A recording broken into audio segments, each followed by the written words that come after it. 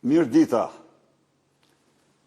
të dashur miq, së pari edhe njëherë ju uroj përzemërsisht gëzuar vit në ri 2026, le të jetë ky vit më i miri i jetës suaj për ju, me të dashurit tuaj, për opozitën shqiptare, për Shqipërinë dhe shqiptarët kudo që janë. Sot, këtë bisedë me ju dua ta filloj me një përshëndetje të përzemërt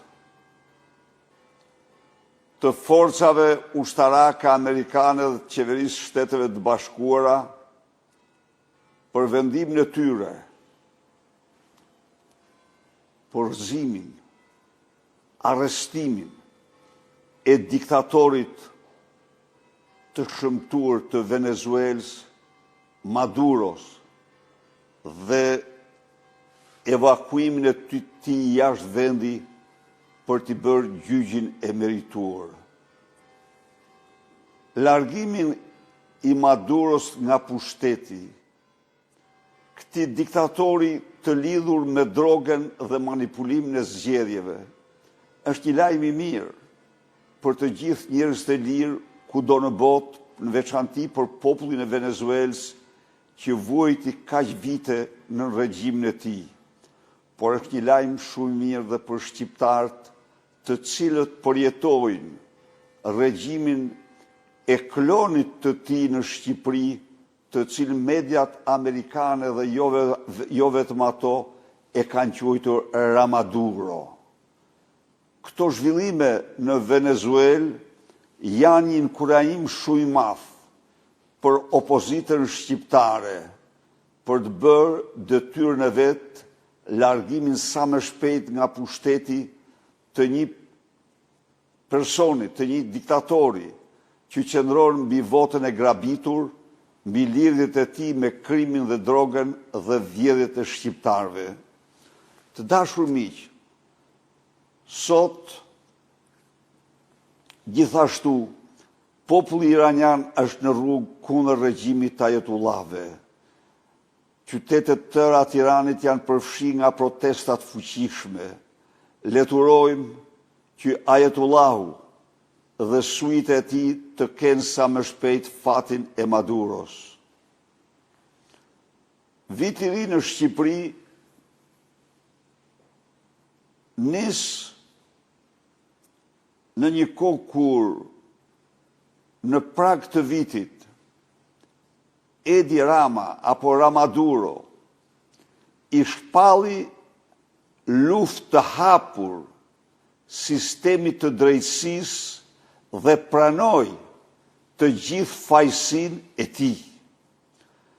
Cili do që ndoqi monologun 3 orësh të tij, kuptoi 2 gjëra, se ai pranon të gjitha vjedhjet që u ka bërë shqiptarëve, por në gjuhën orwelliane ato nuk i konsideron vjedhje, i konsideron si veprimtari të ligjshme të tij si kryeministër, ndaj dhe mori në mbrojtje të paskrupull, të hapur, Lubi Ballukun dhe po aq Mirlindën e Akshit, për të cilën tha se ai kishte respekt maksimal. Natyrisht, njeriu që drejtoi në arkat e kontot e familjes Rama 100 milion euro nuk ka si të mos ketë respektin maksimal nga Edi Rama. Por ajo që spikati në këtë fjalë dhe që përbën një zhvillim dramatik për vendin, është lufta e tij e hapur kundër sistemit të drejtësisë. Rama u zotue se ai nuk do pranoj vendimet e prokurorisë dhe të gjykatave për rrethën e tij familjar, për atë dhe ministrat e tij. Në këtë kontekst mbetet pra vetëm zëri opozicës, po shkohet drejt një grushti të plot shteti ku pushteti ekzekutiv paralizon dhe merr të gjithë pushtetin e pushtetit gjyqësor, atër fjalën e ka populli dhe vetëm populli. Ndaj dhe ne, kjo situatë na fton dhe nuk na gjen as pak të pa përgatitur. 22 dhjetori provoj se ku ishim ne dhe ku jemi ne, ku qëndrojmë ne si opozicë, si Parti Demokratike në këtë situatë. Qëndroj se vërtet ne jemi një shumicë politike në Shqipëri të gatshëm për të përballë me Edi Ramën në një betejë përfundimtare për rikthim në votës lirë.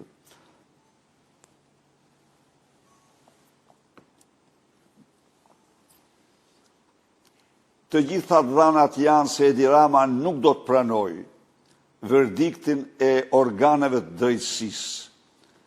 Në këtë mënyrë, de facto, merr dhe ata pak pushtet që i kishte ngelur i pavarur në këtë sistem. Pra, ai shndrohet në diktatorin e pushtetit absolut. Ndaj dhe përgjigja jon do të jetë absolute ndaj tij. Kështu që do të përgatitem dhe jemi të përgatitur për protesta të reja të fuqishme në moton ja vdekje, ja liri, dhe ne do fitojmë. Ne sa herë kemi përdorur këtë moto kur janë kërcënuar për vdekje lirit tona. Ka ndodhur kjo në 98-ën, 99-ën, ne kemi triumfuar. Ka ndodhur në 91-shin, ne kemi triumfuar. Po ndodh tani në mënyrën më të pa imagjinueshme, pas 35 vitesh pluralizëm, dhe ne do fitojmë.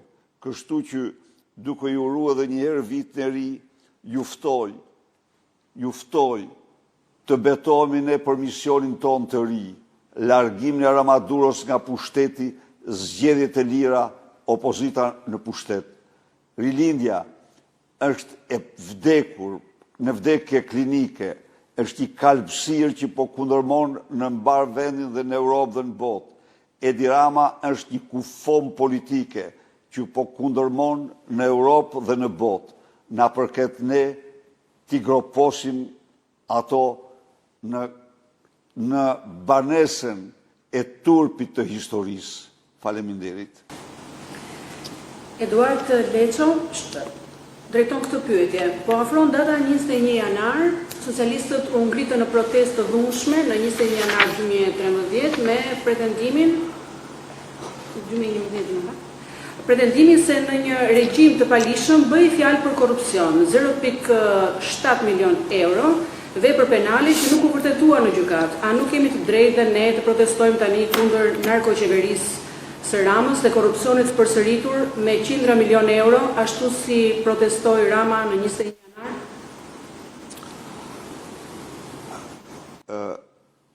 I nderuar, Edi Rama, si që thatë ju vetë, narrativën e tij e bazoi, fund e krye mbi manipulimin dhe mashtrimin. Ai mori një video të regjistruar nga i tashmë i ndjeri Dritan Prifti, tek bisedonte me ish zëvendës kryeministin Ilir Meta, ku ky fundit i thoshte se kompania e Ymer Toles i shkruan atij se dëmi i krijuar nga mosbatimi i vendimit të gjykatës nga ministri Prifti për normmarrjen e tij, dëmi i mosbatimit vendim për normmarrjen e tij, vendim gjykate, është 700.000 euro. Dhe këtë fjalë 700.000 euro Edi Rama me Filip Çakullin e manipuluan me prej edhe ngjit të regjistrimit dhe e paraqiten sikur i fliste për një rishfet që s'të ndodhi kurrë. Kurse sot 700.000 euro janë mira herë më shumë të vjedhura, të dokumentuara, me dokumenta zyrtare, me firma, me vula nga Edi Rama, ministrat e tij, familjarët e tij. Ndaj dhe është por mbi të gjitha, zgjedhjet e 2009-s, sipas OSBE-ODIR-it, ishin zgjedhjet që plotësuan kriteret kryesore të OSBE-ODIR-it të zgjedhjeve të drejta.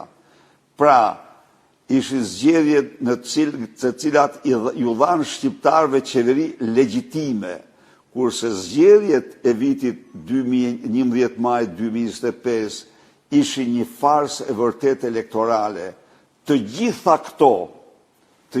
këto përbëjnë motive ligjore kombëtare dhe ndërkombëtare që opozita shqiptare të mobilizohet me gjithë forcën për rrëzimin dhe largimin e këtij pushteti, krijimin e një qeverie teknike dhe zhvillimin e zgjedhjeve të reja. Ymer Tosta, doktor përshëndetje dhe gëzuar vitin e ri. Në Kosovë, Albin Kurti fitoi për të tretën herë radhazi zgjedhjet e përgjithshme. A keni ju ndonjë koment dhe mendoni se u penalizua opozita e Kosovës PDK kryesisht, pasi u ofroi si model qeverisë e qytetarëve të Kosovës modelin Rama? Nuk e kam ndjekur me aq vëmendje fushatën zgjedhore, por kam ndjekur me admirim zhvillimin e zgjedhjeve dhe natyrisht kam përgëzuar fituesin e këtyre zgjedhjeve zotin Kurti dhe qytetarët e Kosovës dhe forcat politike të cilat u angazhuar në një proces zgjedhor dinjitos të qytetëruar që bën krenar çdo shqiptar dhe që Shqipëria nuk e ka. Ndaj dhe duke mos marrë përsipër të komentoj rezultate konkrete të forcave politike të tjera politike, uroj që Shqipëria 1 minutë më parë të zhvillojë zgjedhje si Kosova. Një faqe, diaspora shqiptare, pyet, një pyetje zoti Berisha, kur do filloj protesta pa ikur nga sheshi, jo si herën e fundit, se janë lodhur njerëzit dhe zgjedhjet në Partinë Demokratike, kur do bëhen? Faleminderit. Protesta e vazhdueshme do filloj pa asnjë diskutim, dhe është rruga e vetme për t'u ndarë me këtë regjim. Por ne po ndjekim situatën dhe ne ja u themi me bindje të plotë që rrugë tjetër të sigurt nuk ka për largimin e kësaj qeverie përveç protestës vazhdueshme dhe ju falenderoj shumë për konceptin e qartë që keni dhe dëshirën që shprehni. Tan Kaziu, zoti Berisha, arrestimi i Nicolas Maduros dhe fakti që media të mëdha amerikane e kanë etiketuar Edi Ramën si Ramaduro i Europës në vitin 2025, a është sipas jush një sinjal i qartë se lufta e Shtetit Bashkuar të Amerikës kundër narko-shteteve e intensifikuar nën administratën e presidentit Trump do të ketë pasoja direkte edhe për regjimin e Edi Ramës në Shqipëri? Pa asnjë diskutim që do ketë pasoja direkte për të gjithë narkodiktatorët në botë përfshirë Shqipërinë. Por kjo kërkon mbi të gjitha për të pas efektin e plotë që shqiptarët të ngrihen kundër narkodiktatorit të tyre, të ngrenë zërin fuqishëm dhe i kam bindjen më të madhe se mbështetja ndërkombëtare do të jetë e plotë për opozitën shqiptare. Algin Dosku, keni një plan për ngritjen e strukturave të Partisë Demokratike në përrethe, sepse asgjë nuk ekziston, degët janë pa kryetar dhe të kyçura më 11 prill. Edhe një emri? Algen. Argen? Falenderoj për pyetjen. Pak më ndryshe është situata, ta dini ju, po ju informoj se në të gjitha qarqet janë prej 1 muaj punojnë koordinatorët dhe vazhdojnë edhe takimet, edhe analizat, edhe mbledhjet. Por jam plotësisht dakord me ty që një punë më e madhe duhet të bëjmë për riorganizimin e Partisë Demokratike dhe ju siguroj se do të bëhet, nuk do ketë gjë, asgjë s'do mund ta pengojë ne për një riorganizim, ripërtritje të fortë të kësaj partie. E kam theksuar e theksoj, në qoftë se më shtoni pyetjen ku do jetë përqendrimi më i madh i demokratëve, i drejtuesve të Partisë Demokratike do të jetë tek partia riorganizimi, identifikimi i saj. Mario pyet, doktor Berisha, pyetja ime është, kur do zgjohet tamam opozita, cili është plani i cili zgjon opozitarët? Mos harroni, jemi në 2026-ën, nuk jemi akoma në 2005-2013. Pyetja është e drejtë, vetëm se do kërkoja mirëkuptimin tuaj në një ndryshim themelor midis 2005-2013 dhe këtyre viteve. 2005-2013 Shqipëria ishte një vend demokratik ku pluralizmi funksiononte dhe nuk kishte burgosje politike, ku zgjedhjet nuk ishin fars, por zgjedhjet u zhvilluan dhe në vitin 2009 dhe në 2013 zgjedhjet ishin standardeve ndërkombëtare, kurse sot Shqipëria është në një narkodiktaturë, në të cilën, siç thonë, 7 rezoluta ndërkombëtare, institucionet përdoren për të shtypur pluralizmin. Sigurisht që ne do ngrihemi, dhe po ngrihemi, ne filluam betejën tonë, dhe kjo betejë nuk ka të ndalur, ju siguroj që nuk ka të ndalur, gjerë në përmbysjen e këtij regjimi. Kjo është betejë të themi të vërtetën për jetën ose vdekjen e opozitës së vërtet. Një opozitë në narkodiktaturë nuk mund të qëndrojë si stoli e regjimit, ajo ka vetëm një mision për mbysjen e regjimit, i cili nuk iken me votë, e faktuar që nuk iken me votë. Leila Poro, gëzuar doktor, çfarë do bëhet me ato 300 apartamentet e Ballukut? A do paguajnë ndonjëherë këta apo ato që kanë bërë? Ju përshëndes. Ju falenderoj shumë për pyetjen. Një nga problemet më madhore sot është mosbatimi i ligjit antimafia. Në qoftë se në Shqipëri janë miliarda euro të organizatave kriminale dhe të organizatës kriminale rilinja të qeverisë të investuara, sot janë gjithsej 60 milion të sekuestruara. Ju garantoj se do bëhet gjithçka për zbatimin me zero tolerancë të ligjit antimafia dhe të gjitha asetet do u kalojnë shqiptarëve, popullit shqiptar, shoqërisë shqiptare. Leonard Hysa, doktor gëzuar, Rama deklaroi se nuk do të ketë qeveri teknike dhe zgjedhje të parakohshme pasi ka 83 mandate. Cili është mekanizmi ligjor veç protestave masive që e zgjidh çështjen e imunitetit të Ballukut dhe më pas edhe Ramës në rast se ai vendos të mos i dorëzohet drejtësisë, siç po bën me Ballukun? Faleminderit. Faleminderit për pyetjen. Me keqardhje më duhet ju përgjigjem dhe ju rgëzua dhe ju vit në ri. Me keqardhje duhet ju përgjigjem se nuk ekziston absolutisht asnjë mekanizëm tjetër përveç protestës. Sepse, siç e pat ju, Rama edhe pezullimin e anulloi nëpërmjet gjykatës politike kushtetuese apo organizatës Partisë Socialiste. Kështu që Rama nuk do i heq imunitetin, as të vetes, as mbi Ballukut. Rama dha mesazhe shumë të qarta, madje ai kërkoi deputetëve të tij që të përzën nga mbledhja prokurorët për mbi Ballukun. Mos harroni që ky armik i votës lirës, po hy të jap shumë epitete të tjera, është pasar si një njeriu që ka firmos varën e kundërshtarit politik. Në rastin e Sali Berishës,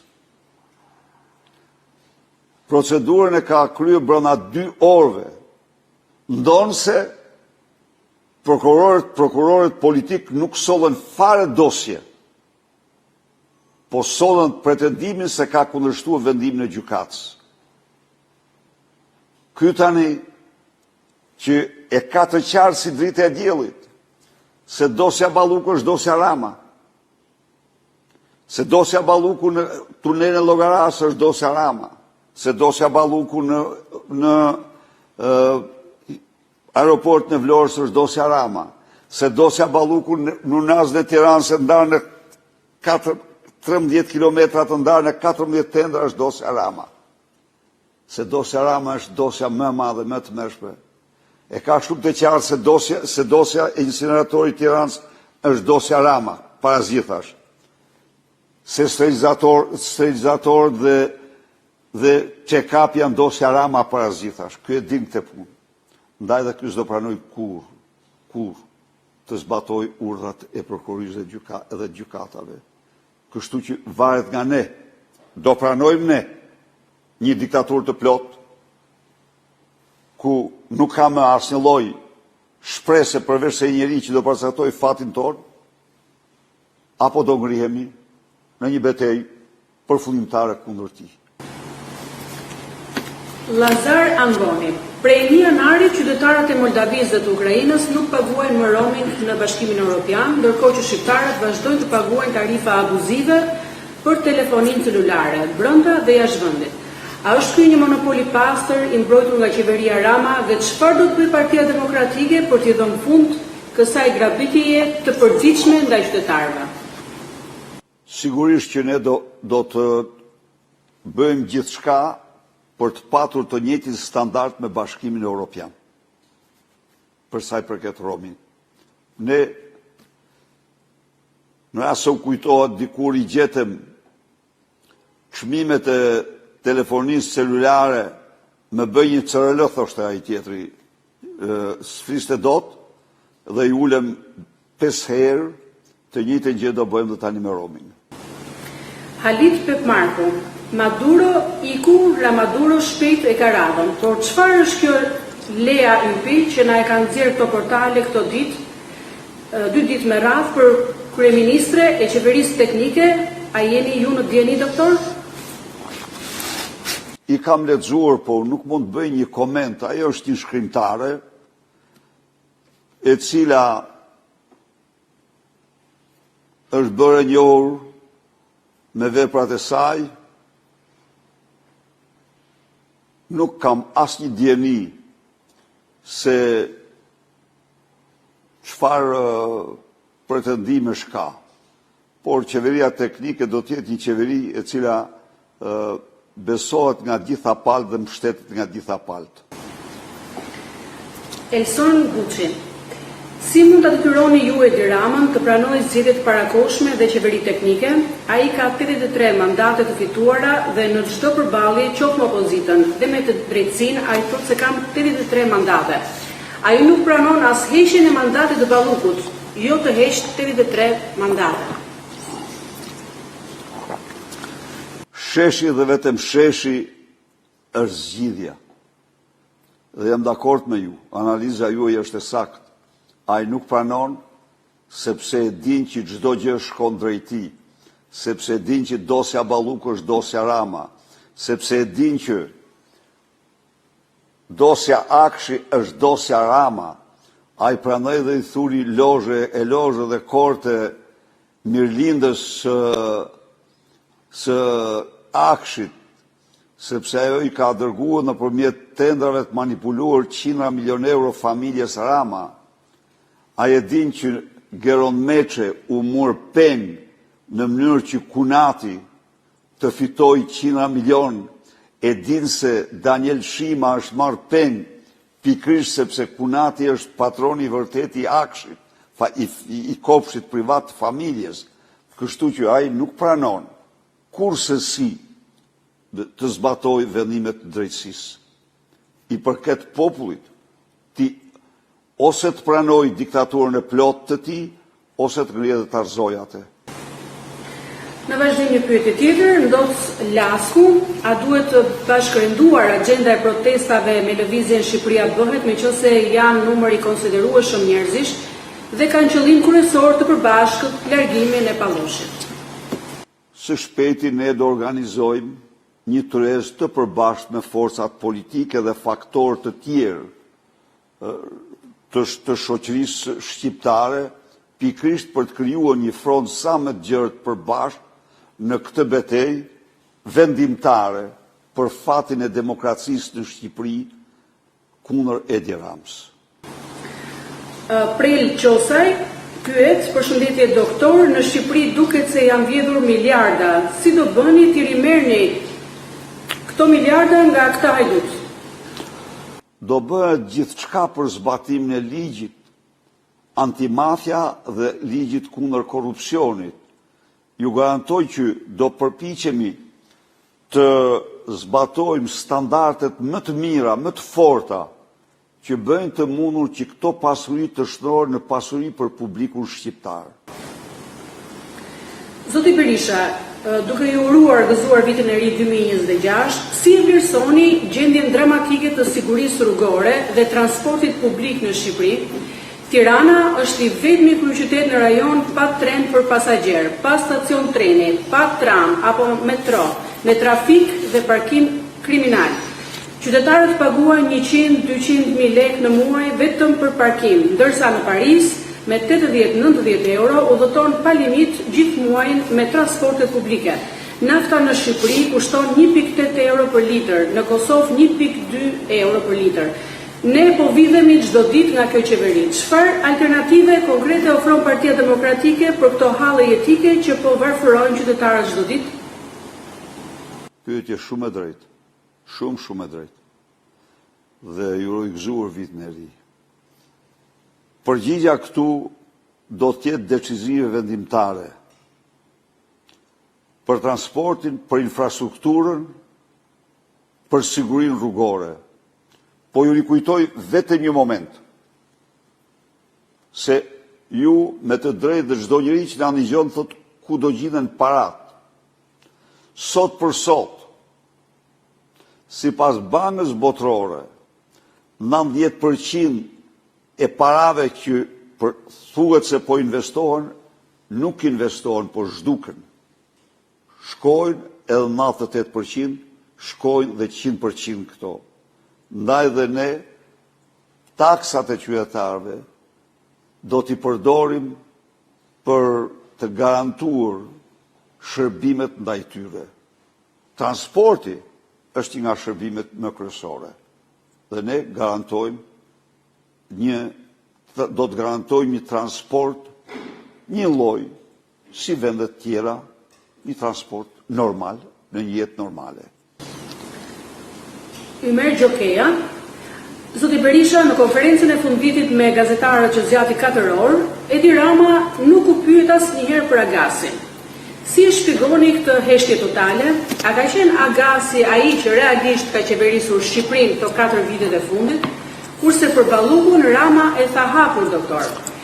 Rasti Balluku tha ndryshon nga të tjerat, sepse kërkesa ka ardhur tek ne. A nuk kupton kjo se SPAK ka filluar të godasë Raman dhe rrethin e tij të ngushtë? Tani, lidhur me Agacion, Don Agacio, dhurat madhi, siç e dini, unë e kam quajtur vite më parë Don Agacio dhurat madhi.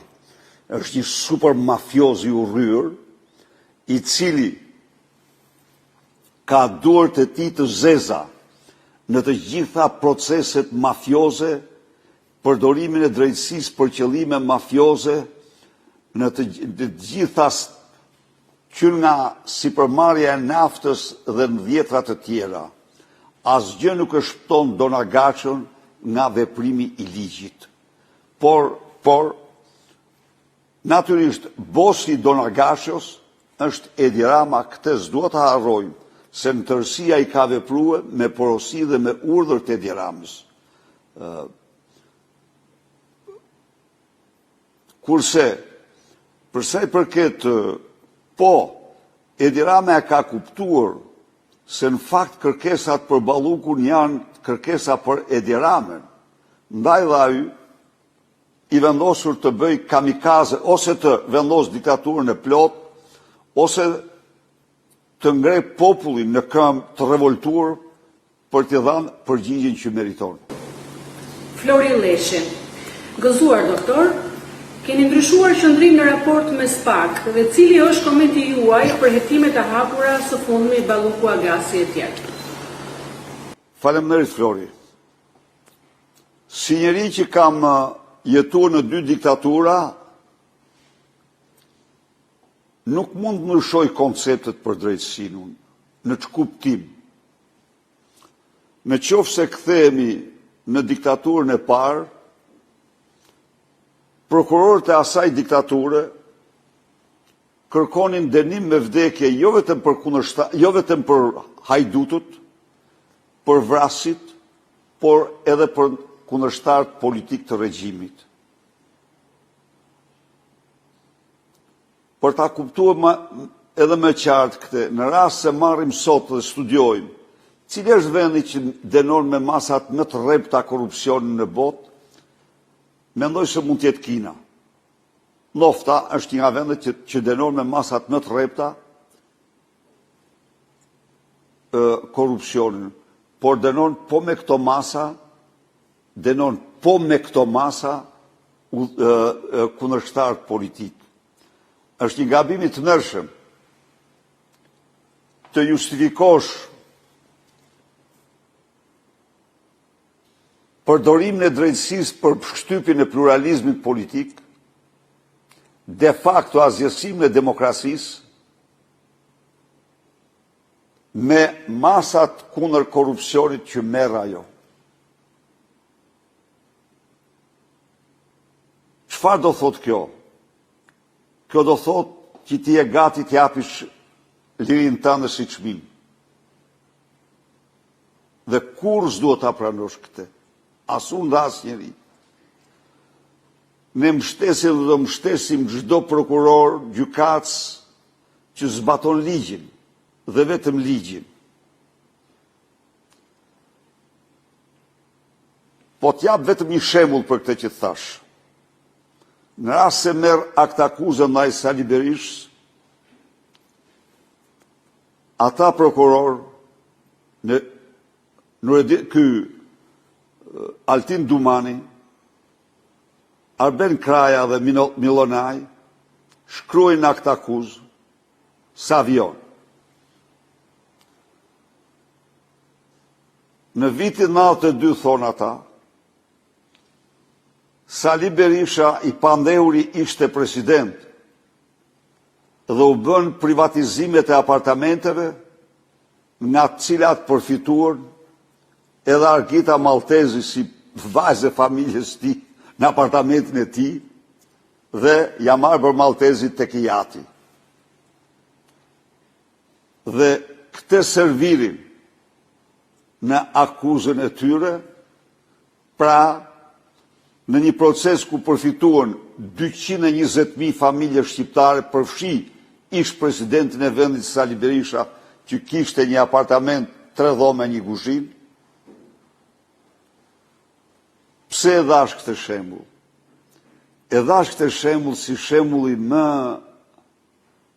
më tipik I përdorimit të drejtësisë për qëllime politike. Po ata që mendojnë se mund të përdorin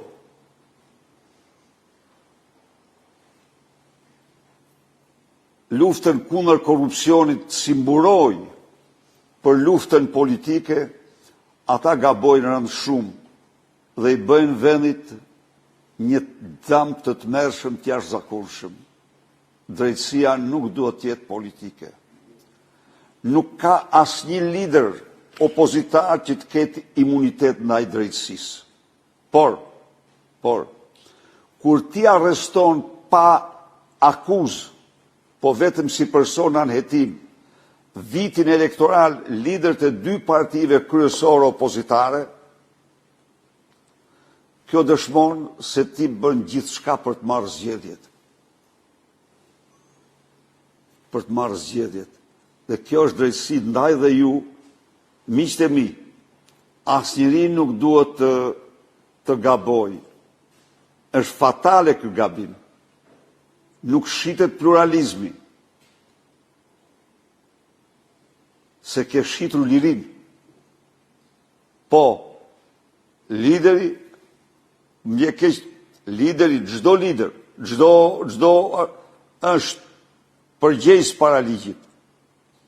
Po kur bëhet në vitin elektoral pa akuzë, kur vjet në arrest pa akuzë, po vetëm si person hetim, kjo tregon shumë të mirëfill politik dhe përdorim politik të drejtësisë. Tani tu pyes unë ju, çfarë qëndrimi duhet mbaj unë? Unë nuk mbaj qëndrim për veten time. Qëndrimi im ka të bëjë me lirinë tuaj, ka të bëjë me lirinë të çdo qytetari shqiptar, jo për Sali Berishën. S'mund të pranoj kur një drejtësi që përdoret për shtyp pluralizmin. Kemi dy pyetje për një temë për konfiskimin e monopatinave. Po zgjedh njërën prej tyre. Përshëndetje doktor, uroj të jeni mirë. Cili është plani i Partisë Demokratike për monopatinat, të cilat janë pezulluar dhe mira shqiptarëve u janë sekuestruar? Është veprim absurd, një lloj siç u veprua me TikTokun, veprohet me monopatinën sot, nesër u merret diçka tjetër, është një dhunim i pronës dhe të drejtave të lëvizjes së qytetarëve shqiptarë. Landi pyet, doktor Gëzuar, ne po e shohim që ndërkombëtarët ja kanë prerë biletën të palloshit të gjatë, por mendoj se duhet të hedhim syt edhe pak nga vetja. A jemi ne atraktiv për ndërkombëtarët, se si të fjetur më duken në raport me opozitën? Përshëndes. Të përshëndes dhe të falënderoj. S'pari të garantoj që palloshi i gjatë qëndron dhe 12 vite në pushtet në qoftë se lejojmë ne. Nuk duhet të gënjejmë veten. Qëndrimi ose mos qëndrimi i palloshit gjatë në pushtet përcaktohet nga reagimi ynë si opozit. Do ngrihemi ne, do kemi mbështetjen më të madhe. Së dyti, vim tek opozita dhe ndërkombëtarët. Sot opozita shqiptare ka mbështetjen më të madhe se kur në historinë e saj. Nga kush? Nga të gjitha forcat politike të qendrës djathtë dhe djathtë në botë. Kur ndonjëherë që nga themelimi i saj, kjo parti politike nuk ka arritur të ketë 7 rezoluta nga tetori vitit 2024 gjerë në 5 dhjetor të 2025. 7 rezoluta ndërkombëtare të firmosura nga partitë më të mëdha, Partia Republikane e Shteteve të Bashkuara, CDU-ja e Gjermanisë, partitë më të mëdha të këtij spektri në botë. Kur? Të cilat sankcionojnë dënimin e farsës elektorale të Edi Ramës, për qëndrimin e gjitha pushteteve në duar të Edi Ramës, sankcionojnë përdorimin e drejtësisë si armë politike kundër pluralizmit dhe opozitës, sankcionojnë lidhjet e Edi Ramës me krimin dhe narkoshtetin. Pra, opozita nuk është qeveri, por opozita ka sot solidaritetin më të madh në historinë e saj nga të gjitha forcat politike si motra në botë.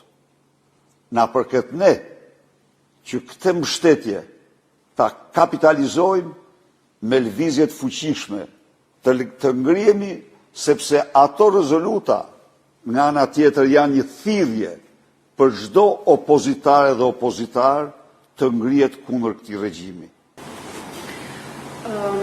Një profil me emrin Riorganizimi i Partisë Demokratike Itali.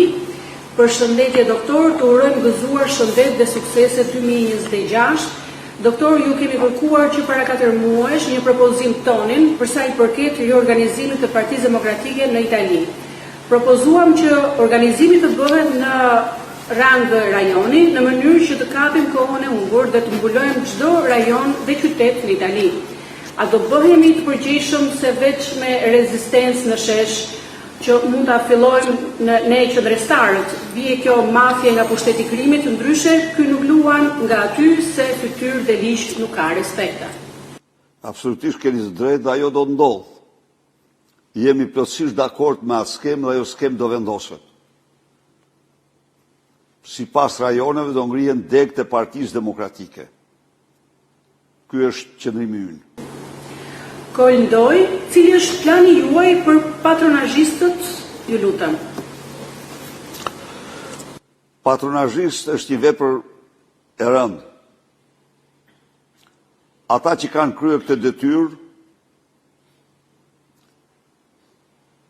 do të bëhen përgjegjës para ligjit, të cilët sot i amniston Altin Troplini.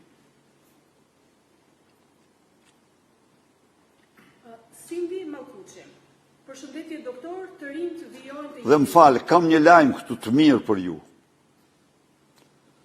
Përsëri, një gjykatës i ndershëm dhe guximtar çoi për gjykim. Ndonse prokurori hoqi dorë nga çështja e aktivistëve, por një gjykatës urdhoi të hetohet çështja. Pra, të dalin para ligjit. Kështu që ata të cilët kanë luajtur rolin e policisë politike të votës, ata kanë kryer krim elektoral. Silje Mallkuçi, përshëndetje doktor, të rinj vijojnë të ikin, sepse nuk gjejnë dot një zgjidhje në vendin e tyre. Sot përcolla një mikun tim inxhinier dhe thuajse e gjithë Shqipëria ime ka emigruar. Keni ndonjë thirrje për të rinj të këtij vendi dhe ka mbetur ndonjë fije shpresë që të na mbajnë në këtë vend ku nuk blejmë dot një shtëpi për veten dhe fëmijët? Faleminderit. Pa diskutim që plani ynë kryesor do të jetë trit. Krimi mundësive për ta, për të ndërtuar ëndrrën e tyre në Shqipëri, jetën e tyre në Shqipëri. Kjo kërkon që të gjithë ne këtu të angazhohemi për largimin e Edi Ramës. Nuk kishte kjo situatë para vitit 2014-2013. Referojni të dhanave të Institutit Statistikave. Në Shqipëri, nga viti 2007, në vitin 2014, numri popullatës u rrit nga vitin vit. Kurse, nga viti 2014 deri sot, vetëm të ri kanë emigruar 720.000. Shqipëria është boshatis. Elson Buçi, a keni dieni për manipulimin e provave të dosjes Balluku dhe dosjes Agasi nga vet Edi Rama? Dhe nëse manipulohen dosjet dhe vijen në presion prokurorët, çfarë do të bëjë opozita për faktet që janë në dosje dhe burgimin e këtyre hajdutëve? Opozita mbështet zbatimin e ligjit dhe të kushtetutës. Është shumë e vërtet që Lubi Balluku po bën dhe Edi Rama po bëjnë gjithçka për të manipuluar dosjet dhe për të intimiduar dëshmitarët. Ndaj dhe largimi e Edi Ramës nga pushteti është kushti gjitha kushteve për të patur për të funksionuar shteti ligjor në Shqipëri. Syl Ismailaj, doktor, ju jeni dhe keni treguar si një ekzemplar në rikompozimin e qeverisë dhe të partisë, duke shpërndar e përfshirë të gjithë faktorët dhe aktorët, fetar, përfaqësim njerëzor e shpërndarje territoriale. Gjë që nuk është momentalisht në struktura drejtuese. Cila është arsyeja që nuk e keni zbatuar në struktura qendrore drejtuese aktuale të Partisë Demokratike? Ka patur një historik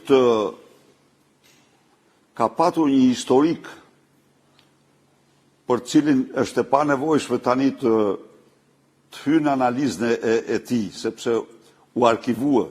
Por ju garantoj se mbetëm shumë i ndjeshëm ndaj të gjitha atyre faktorëve që ju thoni.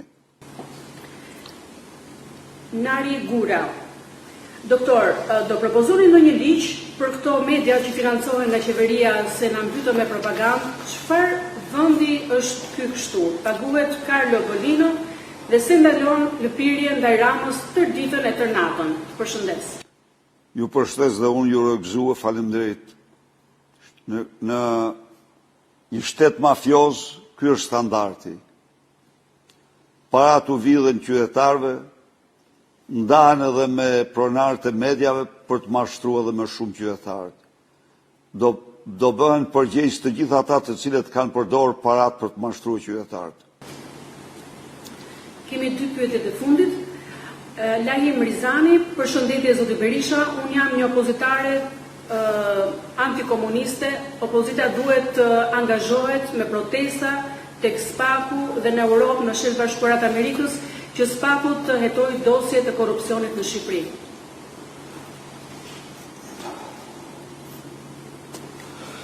Jam dakord me ju që duhen protesta, por mendoj se protestat duhet të jenë për Edi Ramën dhe krejtësisht për Edi Ramën, sepse është Edi Rama ai që bllokon, përdor mandatet e vjedhura dhe të rrëmbyra qytetarëve shqiptar për të bllokuar drejtësinë. Dhe koha po shkon drejt një përballje shumë të fuqishme, të cilën opozita duhet të jetë e gatshme. Për pyetjet të fundit, është një pyetje pak personale. Jorina Tanci pyet, gëzuar doktor, ku e pritët vitin e ri 2026 dhe cila është pija juaj e preferuar në festa, pasi kam dëgjuar se jeni një degustues i mirë pijesh. Faleminderit. Faleminderit për pyetjen. Unë vitin e ri e bëj gjithmonë në shtëpi, në familje. Nuk kam bërë ndonjëherë jashtë familjes. Pija ime e preferuar e vitit të ri është ajo e përditshmja. Unë jam përdor një gotë verë në ditë prej daton nofta me martesën dhe para martesës, dhe kjo është pija ime, një gotë verë. Faleminderit shumë edhe ju uroj gëzuar vitin e ri.